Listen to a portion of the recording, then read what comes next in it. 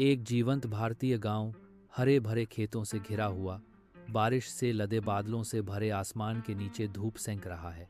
एक खिड़की से युवा बांदी पापा आकाश को देखती है। उसका चेहरा प्रत्याशा से चमक रहा है। उसकी आंखें फैल जाती हैं, शुद्ध खुशी से चमकती हैं, जैसे ही बारिश की पहली बूंदें गिरने लगती हैं। गांव राहत के लिए प्यासा बेसब्री से बारिश का इंतजार कर रहा है। बारिश शुरू होते ही परिदृश्य में नवीनीकरण की भावना छा जाती है।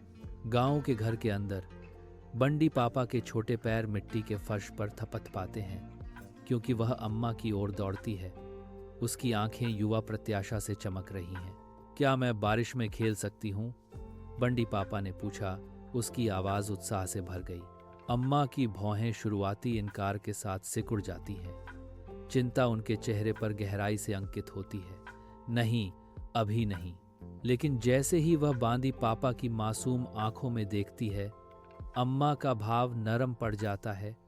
उसके चेहरे पर धीरे धीरे मुस्कुराहट फैल जाती है। ठीक है, लेकिन सावधान रहना। अम्मा मान जाती हैं। उनकी आवाज़ अब स्नेह और सावधानी के संकेत से भरी हुई है। गांव में अम्मा अपनी बेटी के साथ बारिश का सामना करने के लिए एक चमकीले रंग का छाता चुनती हैं।